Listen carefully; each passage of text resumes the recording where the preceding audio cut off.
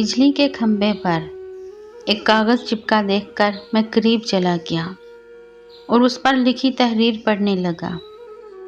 लिखा था, बराए करम ज़रूर पढ़ें। इस रास्ते पर कल मेरा 50 रुपए का नोट खो गया है।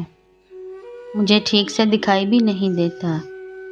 जिसे मिले बराए करम पहुंचा दे, वाजिश होगी। और नीचे पता भी लिखा था। ये पढ़ने के बाद मुझे बहुत हैरत हुई कि 50 का नोट किसी के लिए इतना ज़रूरी है, तो इस पर जाने का इरादा किया और इस गली में इस मकान के दरवाजे पर आवाज़ दी। एक ज़ईफ़ा लाठी टेकती हुई बाहर आई। पूछने पर मालूम हुआ बड़ी भी अकेले रहती हैं और कम दिखाई देता है। मैंने कहा, माँ जी, आपका 50 का नोट मुझे मिला है, उसे देने आया हूँ। ये सुनकर अम्मा रोने लगी। बेटा, अभी तक करीब 50 लोग मुझे 50 रुपए का नोट दे गए हैं। मैं अनपढ़ हूँ, ठीक से दिखाई भी नहीं देता।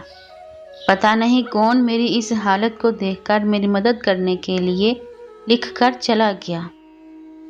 बहुत इसरार करने पर माई ने पैसे तो रख लिए, लेकिन एक दरख्वास्त की कि बेटा, वो मैंने नहीं लिखा, किसी ने मेरी मदद की खातिर लिख दिया है। जाते हुए इसे फाड़ कर फेंक देना।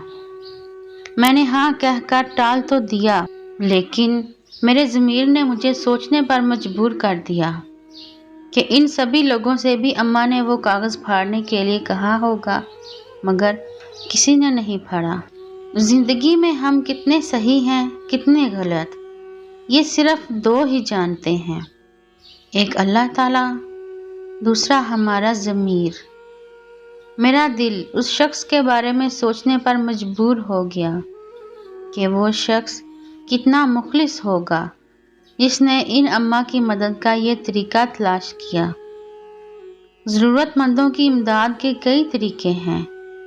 मैंने उस शख्स को दिल से दुआएं दी कि किसी की मदद करने के कितने तरीके हैं, सिर्फ मदद करने की नीयत होनी चाहिए।